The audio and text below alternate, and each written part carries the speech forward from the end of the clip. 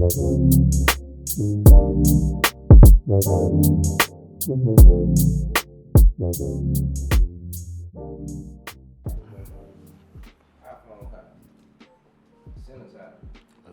Check. Mic check. What's up, y'all? Welcome back to Nice Finds. It's your guy, Kyle McClue. My name's Cinnabajwe.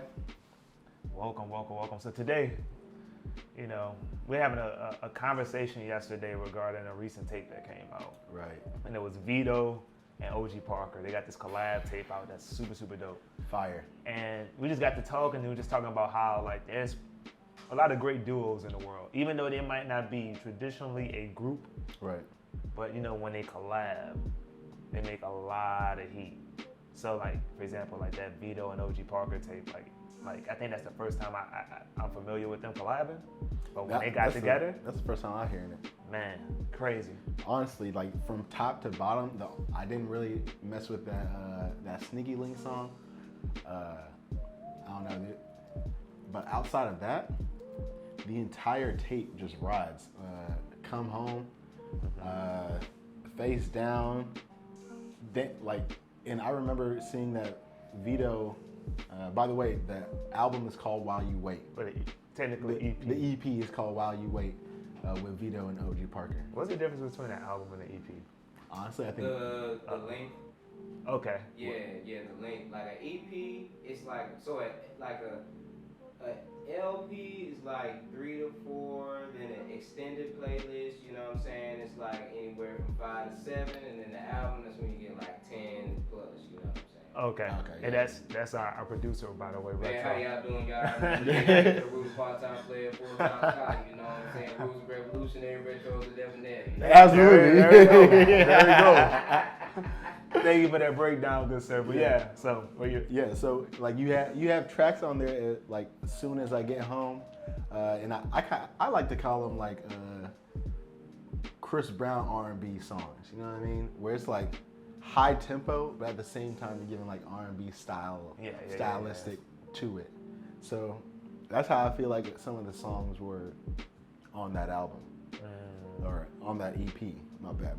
Yeah. But it was dope. It was definitely dope. So what are some other duos that come to mind that are really fire?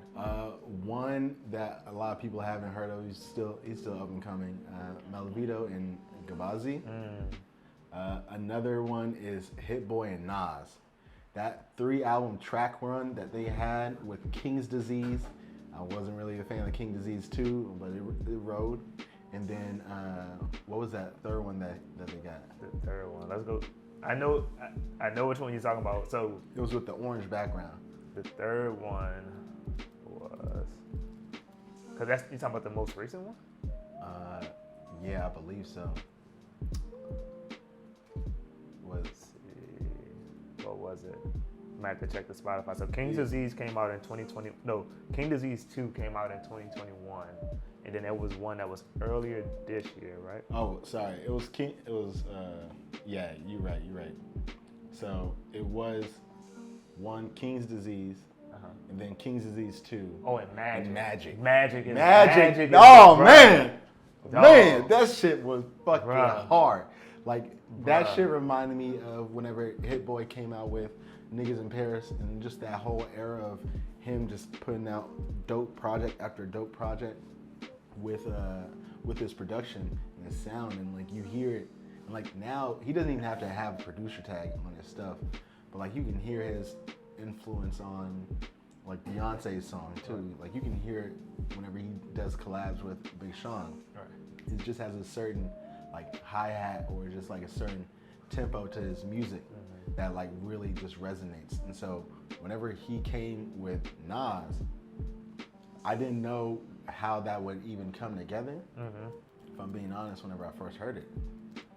But whenever they came out with this run, you could really feel it within the music, how Nas really brought out Hit Boy's storytelling within his production, and how Hit Boy's production made Nas think of his music on a different level, something more youthful basis, but at the same time still being able to provide those storytelling aspects to his music. Yeah, and I think the cool thing about Hit Boy is he's been working with a lot. He's also been working with a lot of up and coming artists too. Right. So like he has the tape with Dreezy, Bro, and then he also Sliders has, is a banger. and then he also has a tape with Pac-Man the Gunman, who Yeah. not that many people might not be familiar with, but like out in the West, you know, like well. I would say maybe not that many people out here, like where we are based in Houston right now, but like outside on the West Coast, you know, he's pretty familiar.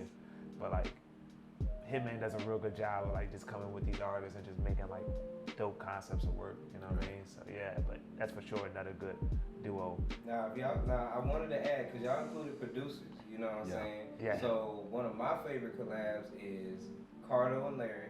Yeah, Cardo and Larry. Cardo and Payroll is a good mix too. I'm gonna have to check out the Payroll. Oh man, Big Boston Volume 1, it's groovy, but Big Boston Volume 2, ooh, that motherfucker slap. Say Cardo and Payroll. You know what I'm saying? Cardo got Wayne, and you know Payroll Giovanni. You know what I'm saying? And now that you brought that up, that kind of reminded me of Madlib and Freddie Freddie Gibbs. Gibbs. Yeah. Hey, Harry Madlib. Fraud and Currency. Harry Fraud and Yo. Currency, yep. Like, Or even Harry Fraud and Benny. and Benny. And Benny. Like, Benny the Harry Butcher? Fraud, like, And I'll give you another one, like, and it might be more so an East Coast thing, but like when Harry Fraud works with French Montana. Okay. I don't know why. I just can't. Yeah. I can't get over the fact that there are some French Montana tracks that I can't fuck with. But whenever he like comes with these certain producers, But Harry Fraud, fire, he makes me have to listen. fire. It'd be dope. Like, but yeah, like man, when you think about like the producer artist collab, because you can even say G Herbo and Southside. Right. Like G Herbo and I Southside. haven't delving into their catalog enough to know. So I'm gonna note that. Yeah, G Herbo and Southside, they do a good bit of work together for sure. Like Southside. Southside, yeah. and Southside has a tape with Doughboy. Okay. So Doughboy, like I'm starting to, Doughboy is another guy. In Future Camp. Yeah, and Okay. free bands, yep. Yeah. So yeah. Doughboy, dope. You know, he's been around for a while, but now he's really starting to like bubble a bit because he's been dropping a lot recently, a lot. But that's another one that's on my list to check out. So I'm gonna check out that Cardo one and Payroll, Cardo and Payroll. Big Boston. I'm gonna Big check that Boston Volume 1, check it out, but Volume 2, man, Volume 2 go. Okay, I'm gonna check that out. I gotta add that one. Got Jeezy on that hoe too. Okay, You know what I'm saying? And It's I'm- a pretty good tape. and I'm gonna make sure I'll check out that Doughboy and Southside for sure because I'm becoming a Doughboy I'm gonna fan. add that too. Since we staying on that trap / like heavy hip hop duos, there's one that you sent me that I can't get out of my head. That Ransom and Rome Streets? Yes, just the way they were able to go back and forth, and it really felt like '90s hip hop in that early style mixed with the Griselda. You know what I mean? So the people now, I feel like we've spoken about this a lot now. So that tape is collaboration. called Copa de Grace. Copa de Grace. I think that's how you say it. So COUP and then DE Oh, and that's then coup, GRAC. that's coup de grace, bro. Oh god I damn! wouldn't have got it either. I wouldn't have. Damn! Shit, I'm all the way off. But it's a good ass tape. Right. And I'm trying to remember if Rome Streets is signed to Griselda or not. I'm gonna have to go fact check that, but that's a good tape. No, that's a real good tape. that's French, bro. Shit, I'm all. You know, I've been studying Spanish. I Right, haven't been studying French. I It is understand. I understand. It is evident. No, but definitely people gotta listen to that because that I think with the way Griselda has broken out and just been able to, and it's not like they're doing anything special, right? They're Bringing using something back. right. They're bring it bringing back. like heavy bars back. Yeah. And it's making a way for a lot of people like Stove God Cooks, like Shay Noor, Armani Caesar. You have, of course, Conway, Benny, and then on top of that, West Side, and then Ransom and Rome. Yep. And so I'm seeing this a lot from the East Coast, and I just like the fact that people are like bringing back those lyrics. Bringing back that sound, Yeah. bringing back that energy, like Me, might be a little different. I like playing like certain type of music to go with the weather. Right. So like summertime, I love like playing West Coast stuff. Yeah. So they got that new Callan album. I'm playing like tracks off of shit that right. new Callan album. So like a lot of West Coast stuff during the summer, and then during the winter when it's cold, I'm throwing like a bunch of East Coast stuff on. Yeah. I'm throwing on that Griselda. I'm throwing on like that hard East Coast. I'm bringing it back to the locks and stuff like that. Like Right. you know, like that Tim weather. yeah, that big ass bubble jacket weather. You know Yeah. what I mean? Like yeah, that's the feel for sure. But so also on the hip hop tip, if we would have come back down south, but not even south, we'd be Midwest.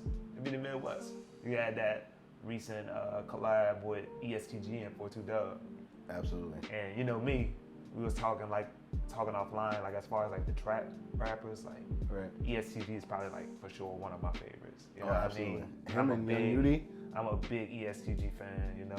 And then I really rock with 42 Doug and like them back and forth on those tracks. Yeah. Fire, man. It was Every dope. time you hear that whistle. You know, you get Yeah. like that boy 42 got probably one of the best like intro to the track. Like It reminds me of Wayne's at that lighter. Yeah. You hear that whistle and you know 42 coming in. You know what I mean? But Yeah. that's another dope one. And then you can even say on the tip of, even though they're not like also not an official group, anytime Drake and Rick Ross get together, it's like magic. Just magic, honestly. It's magic. Like from whenever they started doing that with what was that one song with the album art? It was like the Drake tattooed on the girl's lip. Anyway, you have Money in the Grave, you have Gold Roses, you have oh my gosh, the one from Take Care. You got a bunch of, like, anytime they get together, it's just like, there's been rumors of them. Lord knows. There's been rumors of them, like, as far as doing collab like a tape, like an official tape. But they were saying, like, I heard Rick Ross was talking about this, saying, like, they're just trying to make sure the numbers right and stuff like that. And I guess when you get to that point where you're that big. Yeah, I think both of them are at that level. Yeah, and you know that you're going to bring in a lot of money. You got to make sure, like, your contracts are together, your P's and Q's together. But then on the other side of it, you kind of hear stories of, like, I heard of, like, the DJ Khaled story when he got, like, Jay-Z on a record and stuff like that. And, like, they did this. I forgot what specific record it was for, but he was saying, like, pretty much the turnaround to release it was very, very fast. Really? Because, like, Jay-Z was like, nah, let's release it soon. And, like, and DJ Khaled was like, what? Like, Was like it the that keys? soon? I have to go check. Check. Yeah. I don't want to like be on here and like lying to everybody. You know? Don't make me lie. But he was just talking about how fast the turnaround was, and he was even like, "Yo, like, you sure you want to drop this fast?" And it's like, "Yeah, we want to drop this fast." Like Jay-Z, like, no, Jay-Z didn't even say that. He's like, Jay-Z just gave him a look like, "Yeah, we're gonna drop it right now." Like, you know what I mean? But that's what happens whenever you have like a team engine behind you that are just willing to be able to just get all your P's and Q's like done before you even get to the studios, because they already have, like what we talk about a lot, the processes. Right. If you have the processes behind you to be able to just come in, and if you do a project, you know that it's going to be so streamlined that you can get that shit out in like a month. Mm-hmm. I mean, you have that type of willpower and that type of mentality. You can make a project very shortly and get it out very quickly, or you can make people sit and wait for it. Yeah. I mean, yeah, I guess it really depends. It really depends on the situation. But I wanted to also, like, back to duos. I also wanted to bring up another duo that, how can I say it? Like, we had that talk where, like, regionally, we all have different ears. Like, this part of America might listen to this, that part of America might listen to this, or this part of America might find this a bigger deal than another. Right. Like, I think the Blast and Bino Rido, like, when they get together and they do stuff, I love it. And I know it, like, on the West Coast, like, they're both huge on the West Coast, you know what I mean? And then, Blast is starting to become huge, like, nationwide, and Bino is starting to become huge nationwide now, little by little, and, like, but I know, like, when they get together, I feel like that's real underrated. I mean, I think it's like a dope collab when they come together and they do tapes and songs. like like you were saying, they just have the entire like West Coast like on lock whenever they make music. Mm-hmm. They have that sound like mastered. Yeah. Anytime I hear a Bino Rideau song or Rideau, like it just feels like I need to take the top off of my car and just ride in that shit, right? Yeah. Even though it may be 103 degrees out here in Houston, I gotta take my top off for that shit. You know what I mean? And I be trying too. Right. I ain't gonna lie. Like when I be, like real talk. Like yesterday, luckily yesterday the weather wasn't that bad. It was actually pretty straight. But like I said, I was listening to that Callan tape, and I even like threw on some G Perico because I was like really on some. I want to listen to some like West Coast LA type deal. And like there were certain points where I'm like fighting the heat. Like I got my windows. You said G Perico is from from LA. LA too. Yeah. Okay. And I'm driving and I'm like, I know it's hot, but I just want to leave my windows down because like it's just that vibe, and I'm over here sweating and shit. But like for sure, I feel that energy for sure, man. But I also see on this list as far as with the duos, you know, like I really want to go see them live together, and I know they're only doing their shows in like Vegas right now. They got that Vegas residency, but that. I see you got Bruno Mars and Anderson .Paak listed. Like, bro, listen to me. Whenever I first heard Anderson .Paak, it was on that Compton album. That was my first time hearing him, and then from there, I was just like, this guy's voice and sound are just different. Right. And then that's whenever I started to get into Malibu. Yeah. That's when I started to get into his other projects and starting to understand that he's more than just a vocalist. He's an instrumentalist. Mm-hmm. And with that being said, I've seen this man live 3 or 4 times. Every single time it has been a fantastic show. And then on top of that, you add in Bruno Mars, whose vocals are just insane. Mm-hmm. Like the amount of music that he has. I know a lot of his earlier music, it was very like just, I don't know, bubbly type stuff. Yeah. I wasn't really feeling it. It wasn't really like sticking to my rib like that. But later on in his career, as he started to get into like that album with the gorilla next to the jukebox and all this other stuff, he started to get into that Motown swing. Yeah. His sound was so fucking perfect. So whenever I heard that Bootsy Collins was bringing together Anderson .Paak and Bruno Mars, like the whole name is based from Bootsy. So he was like, we gonna bring you together and we gonna make and y'all gonna be called Silk Sonic. I didn't know that. Yeah, bro. I didn't know that. And if y'all don't know who Bootsy Collins is, he's the one that helped pioneer like funkadelic music. Mm-hmm. With him, George Clinton, I'm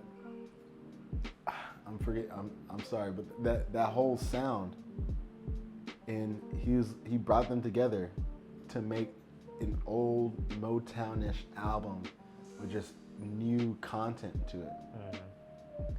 And I hated the way they released these singles because I was like, y'all niggas know this is gonna be a hit. Y'all know this is gonna be a hit. Then they dropped Skate, right? Right. And then they dropped Smoking Out the Window. Yeah. We were like, come on. We fiending for this shit. Right. And by the time they dropped the album, fucking banger after banger after banger, the only one I say I wouldn't like really listen to like that is 777. But for it to be in Las Vegas to have that residency, I think it makes perfect sense for that entire tape and that entire feel of that album and what they were putting together as a group. And now they have deals with Apple Music to have their own show. Like, I think they're perfect as a duo, just in general. Just the way they both sound vocally, the way they both use live instruments for their records to make like timeless music. Yeah, that's dope. I want to bring this up too, and we got our producer Retro in here. And I think he'll appreciate this one. I think a legendary duo, especially within like the say this? The smoker community. The smoker community. Absolutely. Wiz Khalifa and Currency. Absolutely. You know what I'm talking about? That How Fly tape. That Jet Life. How Fly tape. That How Fly tape is so legendary. It started like and it's like if I can remember correctly, like the story behind it was interesting because he was like, bro, like Currency was like, bro, when we did How Fly, like this was when Currency like left Young Money. Right. So he pretty much started his career over, and he's like he met like I think they said they met each other online or something like that, something like that. And then they said Wiz came down to New Orleans, and he was like, bro, like all we doing is recording, and like the little money we had we used for food and weed. Right. And they did How Fly, which then just launched both of them. Like if y'all haven't heard that How Fly tape, like that is a legendary ass tape. Man, that was an era.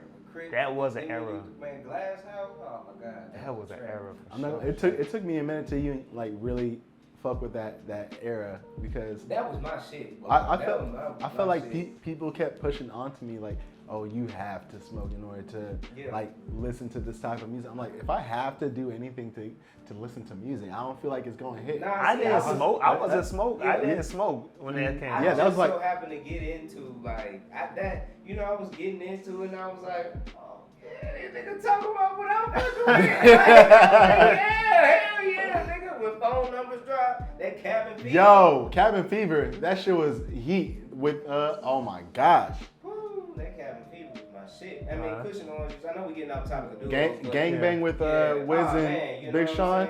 Like, bro. Like, but that duo, that's definitely. I mean, and we talking about duos, you know what I'm saying? I gotta shout out UGK, you know what I'm saying? UGK, yeah, absolutely. UGK, we in Houston, and you have to say you UGK. Have to say it, bro. Like, you have to, you know what I'm saying? But like, nah, bro, like you know what I'm saying? And like, you know, I gotta say, you know what I'm saying? Outkast, you feel me? Andre and Big Boy, you know what I mean? Cause like, I mean, people still won't give Andre his credit because he didn't do no solo thing or whatever. But like, they were just, you know, that was a cold band. Yeah, bro, the Dungeon Family and Outkast, man.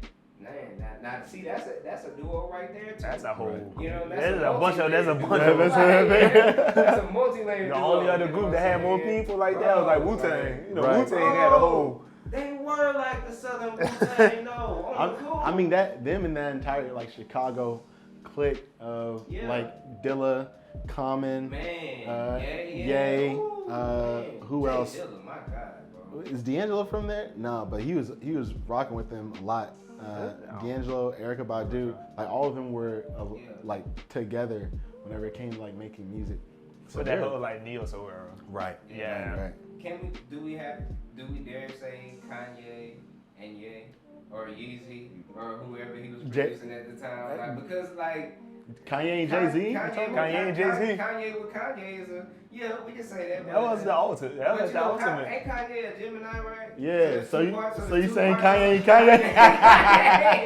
Kanye and Kanye. Like when you hear his albums, you hear the clashing of the two. Right. You hear this? I mean, that's why Pusha T had to make that what was it called? Wait Till It's Dry. Bruh, you talking about duos like Kanye and Pusha T. Right. Like, bruh, oh my God. Bruh, that Daytona.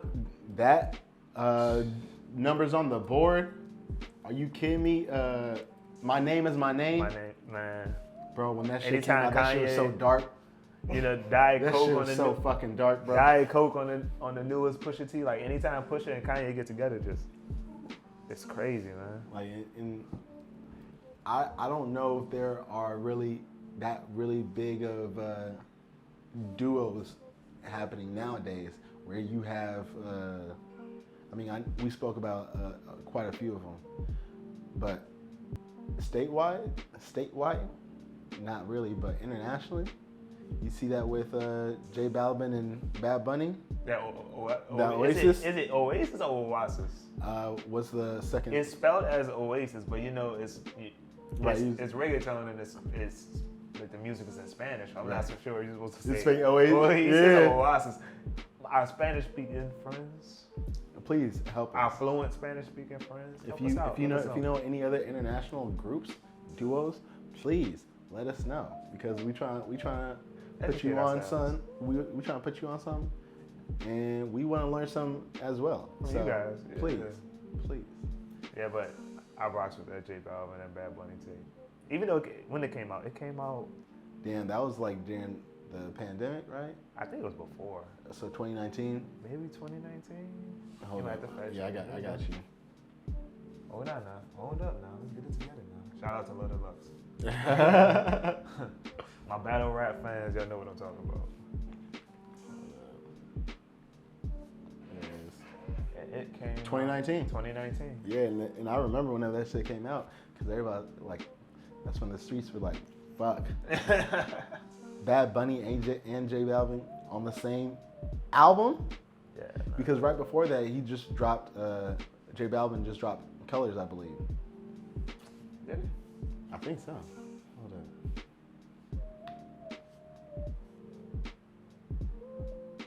Oh no, I'm wrong. Yeah, cause Colores came Colores, after. yeah. Yeah, it came right after. Okay. Yeah, but like, just being able to see these types of duos in action, it's like people are just able to really fine tune what they're doing and just zone in. Yeah. And like, you don't have that many outside distractions. You know exactly what direction you want to take your music, and from there, like, the people can feel it. I feel like whenever it comes to like groups with duos, it feels a lot more authentic than like large form collaborations. Like, and I'm gonna say, like, DJ Khaled's albums feel manufactured. What do you mean by that? I mean, like the way he has her, and then he has Sway Lee, and then he has Bryson Tiller on one song. Like, it doesn't, for me, it doesn't feel like a natural progression. It feels like, hey, I know y'all are gonna be dope on this song.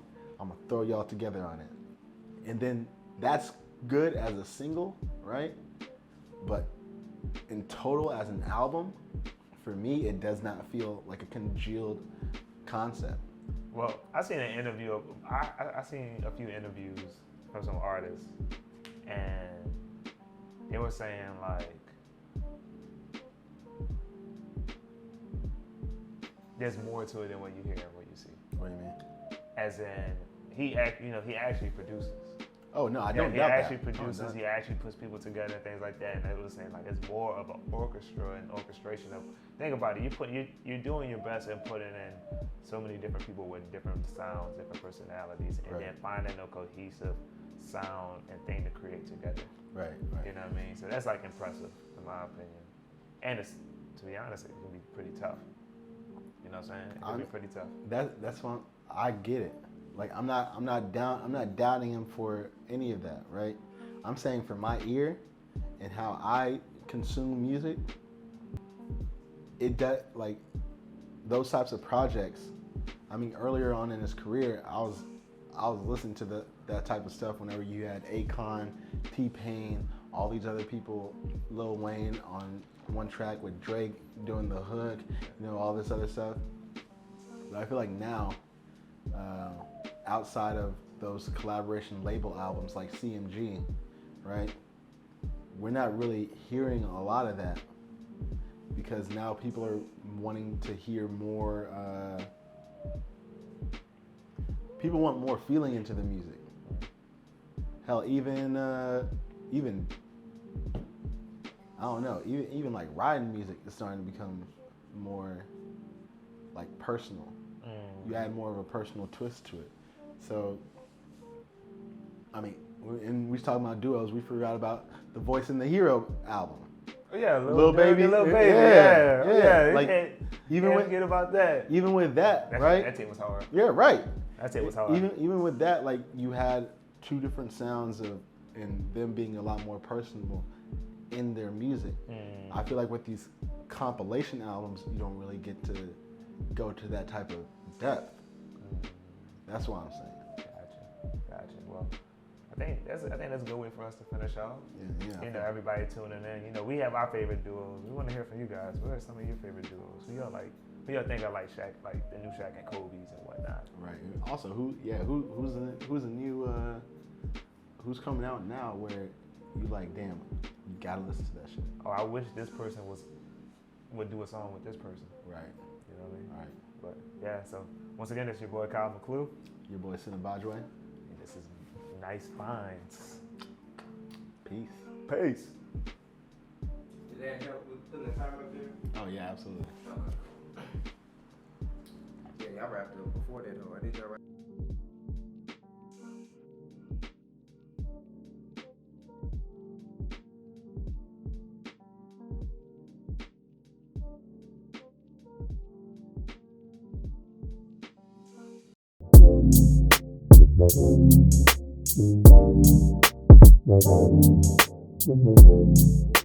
Thank you.